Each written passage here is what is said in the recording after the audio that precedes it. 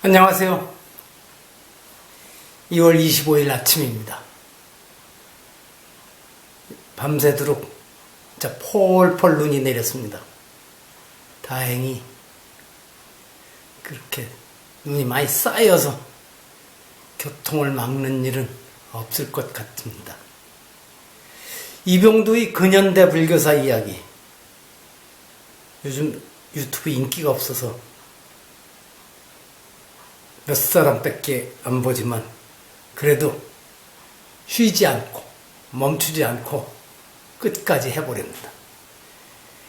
근현대 불교사 이야기 120장면. 오늘은 71번째 순서로 미완의 과제가 되고만 97 해인사 승려대회 결의 내용을 살펴보겠습니다. 1983년 조계사와 1984년 해인사에 이어 1986년 9월 7일 가야산 해인사에서 또다시 승려대회가 열렸습니다. 80년대 이 시절이 전두환 정권 시절인데 승려대회가 자주 열렸습니다. 97 해인사 승려대회로 불리는 이 대회에는 스님 2천여 명이 모여 불교관계 악법 철폐, 불교 자주화와 사회민주화, 조국 통일을 요구했습니다. 당시 해인 총림 부방장 해암 스님의 법어로 시작된 대회는 집행위원장 월주, 준비위원장 종하, 대회장 해인사 주지 법전 등 내로라 하는 스님들이 주요 역할을 맡았고, 이는 이 대회에 무게가 실리고 있었다는 뜻일 것입니다. 대회에서는 전두환 독재 정권 아래 신음하는 우리 사회의 민주화와 민족 자주권 수호를 위한 불교의 사회 참여를 천명하고 선언문 낭독, 국민에게 드리는 말씀과 발언문 및 결의문 채택으로 마무리되었습니다. 그런데 결의문 낭독을 하는 중 김제 금산사 지광스님이 오른쪽 손가락 4개를 잘라 불자여 눈을 떠라 라는 혈서를 썼고, 이에 자극받은 스님들 여럿이 함께 혈서를 써서 결의를 다지기도 하였습니다. 이처럼 혈서가 이어지게 된 것은 당시 승단에서 불교와 사회 상황을 매우 심각하게 받아들이고 있었던 증거가 아닐까 저는 짐작합니다. 이날 채택한 결의문에서는 정권에 대해 10가지를 분명하게 요구했습니다. 첫 번째, 불교관계 악법 즉각 철폐.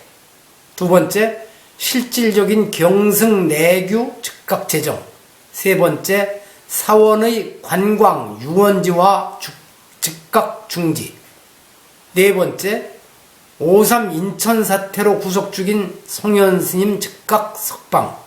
다섯 번째, 부천경찰서 성고문의 진상규명. 여섯 번째, 총무원 및 각 사찰의 기관원 출입 즉각 중지. 일곱 번째, 교과서 왜곡과 편파성 즉각 중지. 여덟 번째, 언론의 편파 왜곡 보도 즉각 시정. 아홉 번째, 민족 경제 침탈하는 수입 개방 즉각 중지. 열 번째, 12.7 범난 책임과 해명을 요구하였습니다. 이 사진은 대회에 참석한 스님들이 신성한 사원을 관광화시키지 말라고 쓴 피켓을 들고 있는 장면입니다. 누군가가 아마 매직펜으로 손으로 직접 쓴 이 구호는 1970년대 후반 이후 국민소득이 빠르게 증가하면서 관광객으로 몸살을 앓게 된 불교계가 이렇게 가다간 큰일 날 수 있겠다는 위기감을 드러낸 것일 수 있습니다. 다른 결의사항은 거의 정권에게 요구하는 것이지만 이 문제는 오히려 내부로 향한 요구와 몸부림의 성격이 컸을 것이라고 봅니다.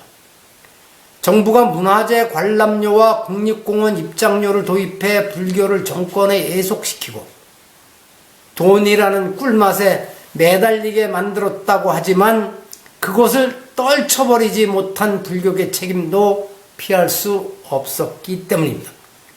어쨌든 시간이 흐르면서 불교 관련 악법 문제는 불교재산관리법을 폐지하고 전통사찰보존법을 제정하면서 해결의 실마리를 찾아가기 시작했습니다. 또 12.7 법난 해명과 정부 책임 문제를 비롯한 다른 사항들도 점차적으로 해결이 되고 기관원 출입 문제는 1994년 이른바 종단개혁 이후 완전하게 이루어졌지만 사찰의 관광지화 문제는 더욱 심각해져 가는데 길은 보이지 않으니 답답합니다.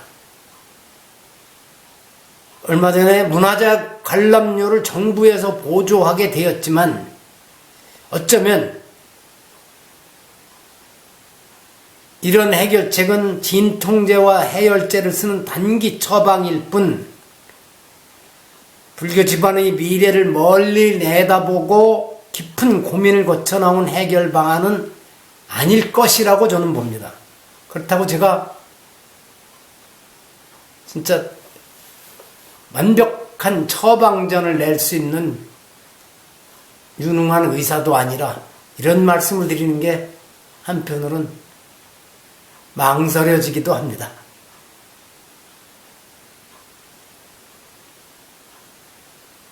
한번 그 맛을 봤기 때문에 그것을 떨쳐버리기가 그렇게 어려운 것입니다. 마칩니다.